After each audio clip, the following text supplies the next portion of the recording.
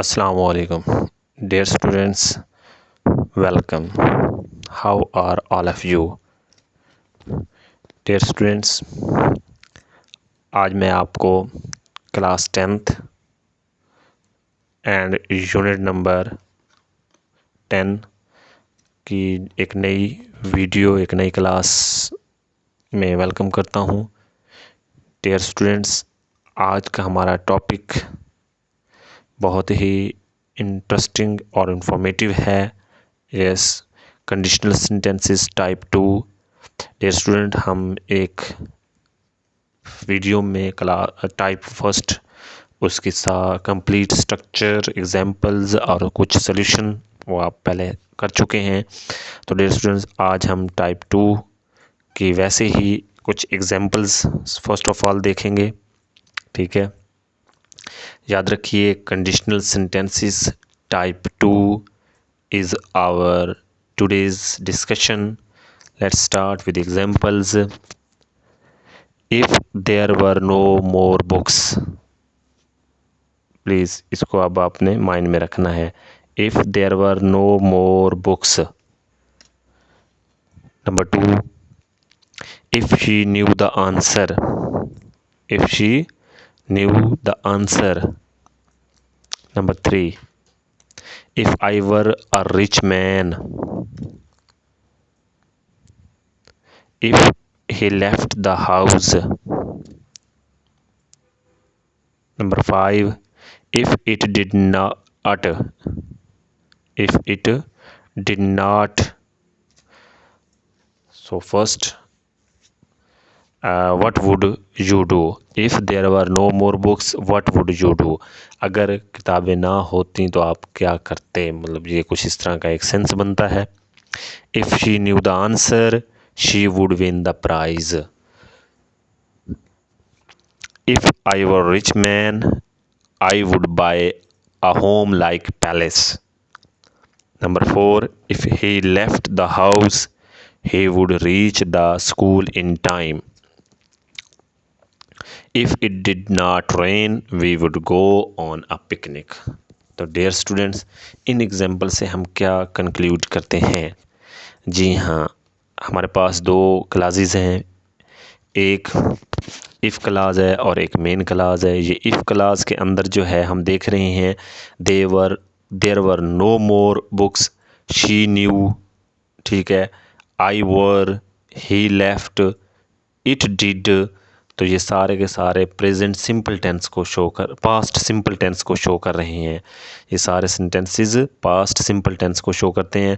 और अगर हम मेन क्लास की बात करें तो यहाँ पे वुड और फर्स्ट फॉर्म आ रही है। Would win first form, would by first form, would reach first form, would go first form.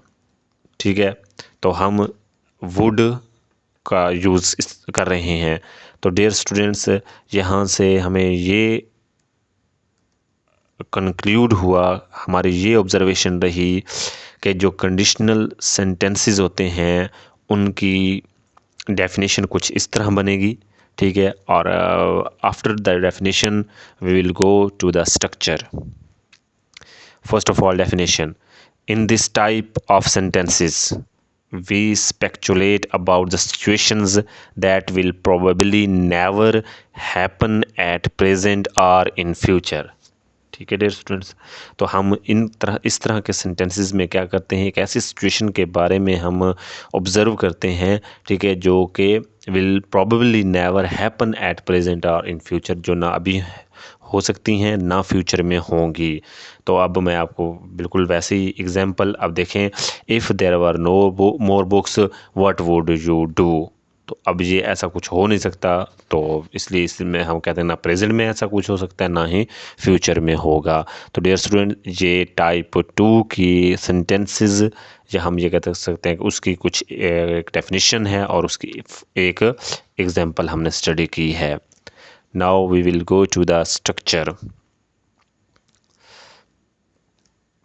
Conditional sentences type 2. Okay, ये बात आपने जहन में रखनी है। टाइप 2 स्टडी कर रहे हैं। स्ट्रक्चर नंबर 1, जैसा कि हम एग्जांपल्स में स्टडी कर चुके हैं, तो अब देखें इफ़ और सिंपल पास्ट टेंस, यानी ये इफ़ क्लास के अंदर ये चीज़ मौजूद हो और ये कंबाइन कर जाए किसके साथ, वुड इन्फिनेटिव के साथ, कुड इन्फिनेटिव के साथ और माइट इन्फिनेटिव के साथ। अगर इन तीन वुड आ जाए, कुड आ जाए या माइट हो, इन तीन को हम इकट्ठे इसके साथ ज्वाइन करें तो हमारे पास कंडीशनल सेंटेंसेस टाइप 2 की फॉर्मेशन बनती है। ठीक है, फॉर एग्जांपल मैं आपको पहले वुड की एग्जांपल देता हूँ। ठीक है, if there were no more books what would, ठीक है, डू, तो ये इन्फिनेटिव है। उसके बाद अब हमारे पास है कुड, ठीक है, सेकंड। तो अब इसकी एग्जांपल देखें, if we had more money we might buy ये लास्ट की एग्जांपल है, we might buy a larger house. Number 3, और ये कुड की एग्जांपल है, if he called me I could not hear. अगर उसने मुझे कॉल की तो मैं उसकी कॉल नहीं सुनूंगा, यानी मतलब yes I could not hear.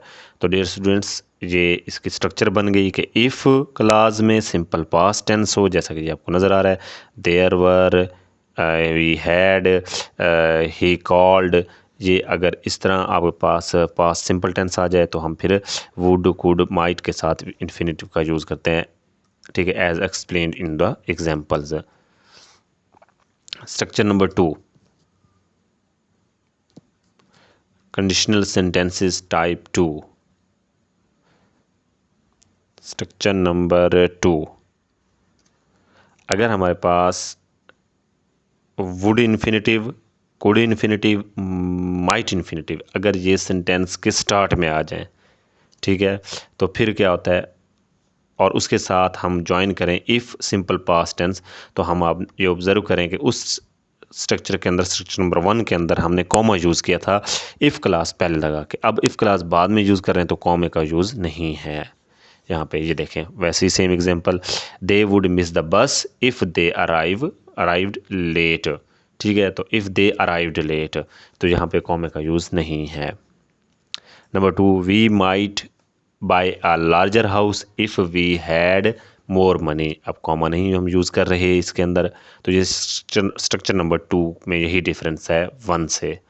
तो आई could not hair if he called मी। तो डियर स्टूडेंट, ये 3 हो गई आपकी एग्जांपल्स। अब हम चलते हैं थोड़ा सा, बिल्कुल अब हम करेंगे कंपैरिजन, यानी आपको एक ही पेज के ऊपर मैं अभी प्रेजेंट करूंगा कि किस तरह आप इनको लर्न करेंगे। First of all structure number 1, ठीक है, इसको हम देखते हैं। स्ट्रक्चर नंबर 1 के अंदर जी बिल्कुल इफ़ क्लास पहले आती है और इसमें सिंपल पास्ट टेंस और कॉमा यूज़ किया जाता है। ठीक है, ये कॉमा हम यूज़ करते हैं। उसके बाद वुड इन्फिनेटिव, कुड इन्फिनेटिव या माइट इन्फिनेटिव, हम इसको इसके साथ यूज़ करते हैं और कॉमा यूज़ कर देते हैं। अब चलते हैं हम एग्जांपल की तरफ।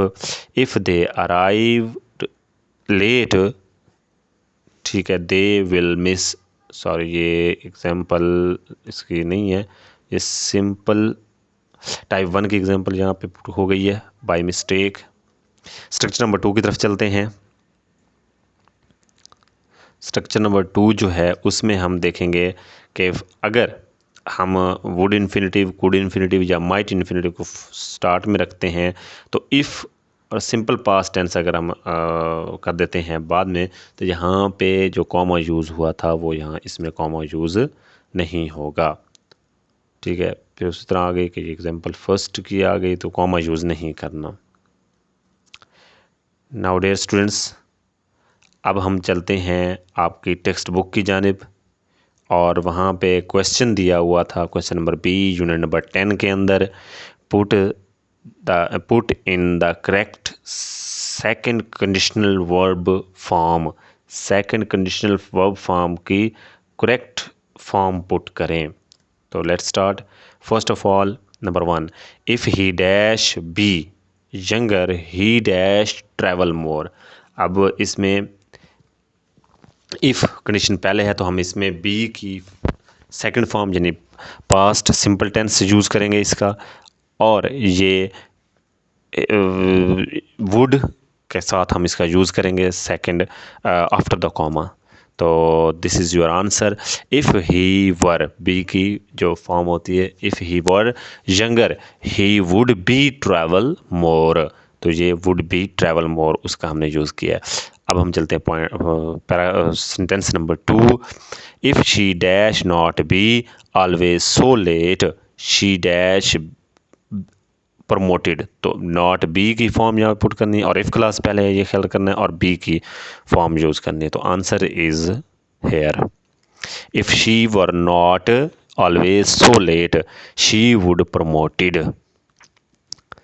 Number 3, if I dash speak effect English I dash have a good job. तो यहाँ पे ये फिर आपने इसको यूज़ करना है। इफ़ क्लास फर्स्ट है तो if I spoke, speak, spoke, ठीक है, ये आपने पास्ट सिंपल टेंस यूज़ करना है। Perfect English, if I spoke perfect English I would have a good job. Number 4, if she dash the exam she dash be able to enter university. तो answer is here if she passed the exam, past simple tense हो गया, she would be able to enter university. Number 5, we dash buy our house if we decide to stay there. तो ये second structure का है। We would bye, क्योंकि यहाँ पे if class बाद में पुट की गई है।